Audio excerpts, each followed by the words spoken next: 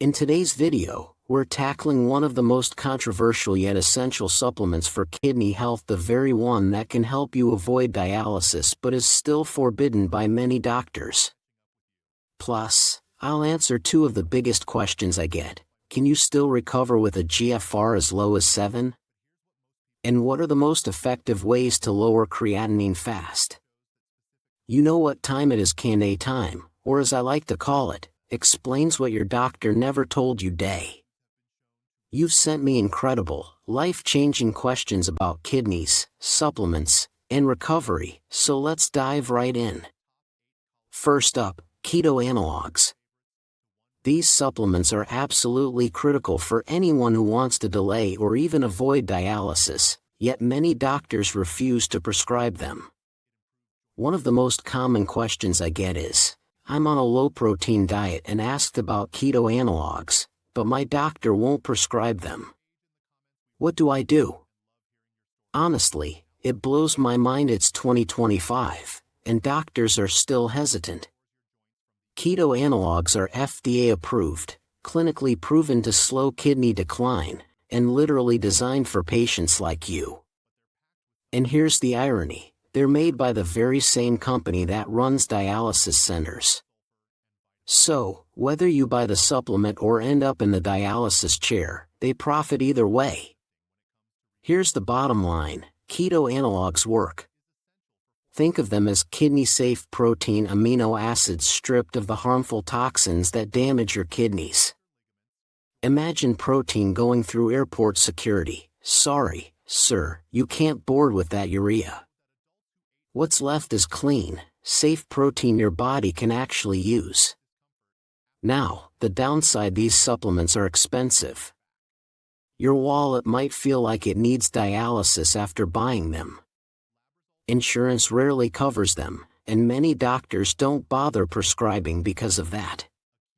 But times are changing. Some nephrologists are finally waking up and prescribing them. If yours won't, you can still get them yourself. Brands are available online, and in some countries, they're far more affordable. So here's my advice: if you're serious about avoiding dialysis, pair a strict low-protein diet with keto analogs. If your doctor resists, push back, switch doctors, or order them directly. Yes, it's an investment, but one that costs far less than losing years of your life hooked up to a dialysis machine. Alright, let's move on to another big question. Can a GFR of 7 in stage 5 ever improve? And do keto analogs with a low-protein diet actually help? This question comes from Sanjay Dar. Thank you, Sanjay. And yes, with a name like that, at least you have the convenience of hopping on Amazon, tossing keto analogs in your cart along with a book and maybe a blender. That's a win already. Now, to your question. The short answer is, yes, it can happen, but it's not always possible. At such an advanced stage of CKD, the only real chance of stabilizing or even improving a little is through a very strict low-protein diet combined with keto analogs. Notice I didn't say just low protein. That means cutting out not only animal products but also high-protein plant foods like legumes, tofu, nut butters, basically anything protein-heavy. At this point, you're eating fewer proteins than a vegan ghost. And that's exactly why keto analogs are critical. They give your body the essential amino acids without the toxic byproducts that would otherwise push you closer to dialysis. I'll be honest, getting improvement at GFR 7 is extremely tough. Some of my patients have managed it, but it takes more than just diet. You need to carefully manage blood pressure, stay on top of labs, and address complications as they come up. It's a full-time commitment. But here's the hopeful part, it is possible. Even at GFR 7, you don't have to give up. With the right strategy, very low protein plus keto analogs, plus careful management, you can buy precious time and, in some cases, even see improvement. And if you're feeling overwhelmed by all of this, remember, you don't have to figure it out alone. This is exactly why I'm here to guide you step by step, even when things look impossible. Alright, let's jump back into your questions. This one comes from Elizabeth Meadows, who asks, is there a kidney-friendly shake I can drink instead of using essential amino acid powder? Great question, Elizabeth. I love when people look for natural alternatives to factory-made supplements. For example, garlic can help reduce blood pressure needs, oats can lower cholesterol, and cinnamon with raw apple cider vinegar can support blood sugar. Natural remedies aren't as strong as prescription meds, but they absolutely help protect your kidneys. But here's the truth, when it comes to replacing essential amino acid powder, there really isn't a natural alternative. You can't exactly turn a chicken breast or salmon fillet into purified amino acids at home unless you've got a secret lab in your basement, and if you do, please don't tell me. So yes, you're stuck with essential amino acids.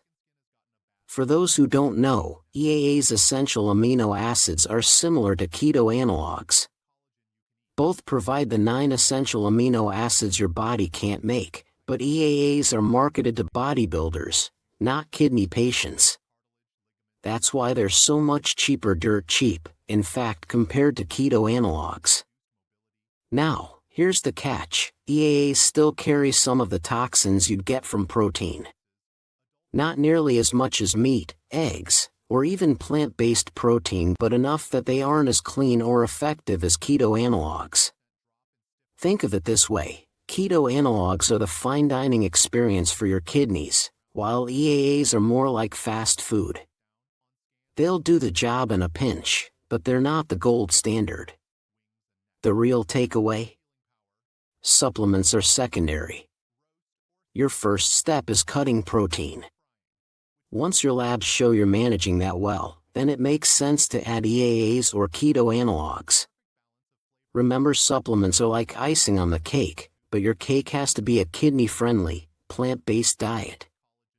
So to answer your question directly, Elizabeth, no, there isn't a natural shake that can replace EAAs. But if you want to protect your kidneys naturally, the best thing you can do is focus on the basics: low protein, smart food choices, and then add the supplements on top. Alright, let's move on to another great question. This one comes from Adia. She asks, can an FSGS kidney patient with protein in the urine take cortiseps, Stragalus, your probiotics, and multivitamins? Please reply. Thanks, Madia. That's an excellent question, and I can tell you've been following closely because these really are some of the most effective supplements for kidney patients. Let's start with cortiseps. This one's fantastic for proteinuria. It's been shown to lower protein in the urine, boost energy, and even help with anemia. According to the Cochrane Library, it may even improve overall kidney function. Stragalus? Even better. It's one of the most extensively researched herbal remedies out there. Studies show it can reduce proteinuria, improve serum albumin, and support blood pressure. Again, this isn't just folk wisdom, this is coming straight from the Cochrane Library, which is basically the gold standard of scientific research. If Google Scholar dreams of being something when it grows up, it's the Cochrane Library. Now, about probiotics. Renal probiotics like Myrenabiotic are designed specifically for kidney patients. Research shows they reduce uremic toxins like BUN, cut down inflammation, and can improve kidney function. In fact, a 2024 meta-analysis in Frontiers in Medicine confirmed this. And then there's multivitamins. Most renal multivitamins are just insurance against deficiencies. But my formula, Rena Best, goes a step further by packing in antioxidants. Why does that matter? Because, once again, Cochrane data shows antioxidants can actually improve kidney function. So, should someone with FSGS take these supplements? The short answer is yes, they're safe and beneficial. FSGS, after all, is a form of CKD that mainly causes scarring in the glomeruli and heavy proteinuria. Apart from progressing a bit faster than some other forms of CKD, it responds to supportive care in much the same way. That means well-studied, science-backed supplements like these can absolutely help. But here's the long answer: always talk with your doctor first. Not because these supplements are unsafe, but because your medications may need adjusting. If your doctor simply says, "No supplements allowed," don't just accept it, ask for the reasoning. Who knows, maybe their explanation will be so unusual that I'll have to make a whole video about it. Alright, let's move on. Here's a very important question about Stragalus, this time from a kidney transplant patient: can I drink Stragalus tea? I'm having proteinuria and a rise in creatinine.